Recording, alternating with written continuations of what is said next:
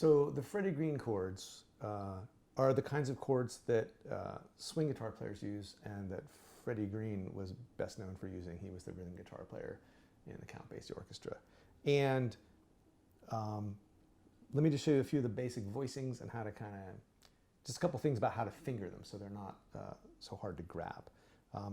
The basic one chord looks like this. This is a B flat 6 chord. It's got the root on the bottom, and then the 6th, and then the 3rd. But the thing about it is that you play all 6 strings. You strum all 6 strings, or at least the bottom 4 strings. And the rest of them, you only hear these 3 notes, and everything else is damped.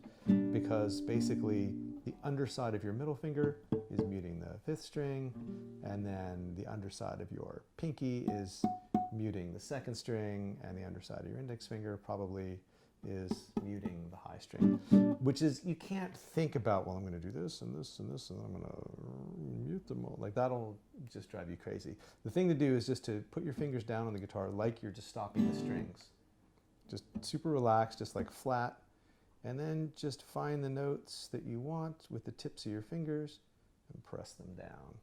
So it's just as if your fingers were flat, and then you just push the tips of your fingers in, and everything else will come out. You'll just hear the 3 notes, and everything else will be muted. It might not happen immediately, but that's kind of the feel and the sound that you're going for. So there's a 1 chord. Now if you take these 2 fingers, the middle finger and the index finger, and you slide them up 2 frets, and then put your ring finger in also on the 8th fret along with the middle finger, and again just play flat and push your fingers in to get those notes. Now here we have a 5 chord. This is an F7 chord. It's got the 5th in the bass, and then the 3rd, and then the flat 7. So here's a 1 chord, B flat 6, and here's a 5 chord, F7. We could get a 2 chord in the key of B flat by keeping the middle finger down and bringing in the pinky and then the ring finger, both on the 8th fret on the middle 2 strings. So there's a C minor 7, and then here's an F7. So we've got 1, B flat 6, 2, C minor 7, and 5, F7. We could also connect those up if we take the same F7 shape, and here's where things get a little bit tricky with these kind of voicings. If you slide this down 1 fret, this does not just work here as an E7 chord, but it also works as a B diminished chord, where here's the root, here's the diminished 7th, here's the flat 3rd, and if you spread out the voicing and used your index finger, this would be the flat 5. But we're only going to play the bottom 3 notes, the 6th, 4th, and 3rd string, and that's a B diminished, and that connects up like this. You can play B flat 6, then slide up the bottom 2 fingers, get in your ring finger, B diminished, slide up the index finger, slide up the middle finger, get in your ring finger, your pinky, there's your C minor 7, and then here's your F7. So now we have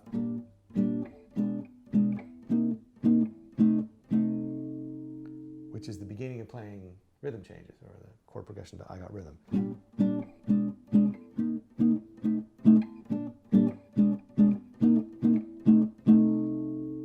Now from there, if we want to continue, just those voicings alone will give you a lot of leverage, and there's a lot you can do with them. You can also continue though with that twice. You can then extend the B flat chord by going up to, this looks a lot like this shape, but it's more stretched out. Here we have, this is a B flat with the 3rd in the bass. This is kind of useful too. It's got the 3rd and the root and the 5th of B flat. So we can go B flat with the 3rd in the bass. We can use our original B flat 6 voicing to play an E flat 6. And then we can use our B diminished to play an E diminished, which would give us this 4 chord sequence. B flat 6, B flat with 3rd in the bass, E flat, E diminished, And then we can go backwards from B flat with the D in the bass, or the third in the bass, to a C sharp diminished, or D flat diminished, to C minor, to F7. So altogether, that gives us this. Repeated. And then climbing up.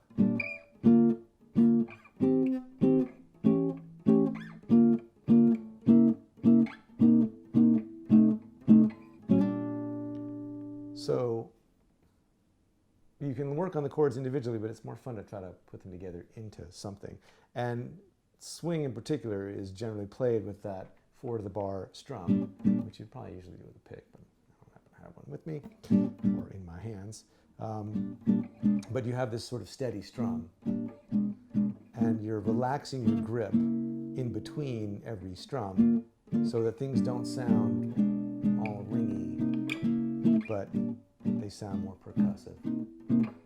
And once you have those voicings, you don't have to, for instance, repeat this twice. You could go up and use this B flat, and then climb down over to the tune of 5, and then be on your way.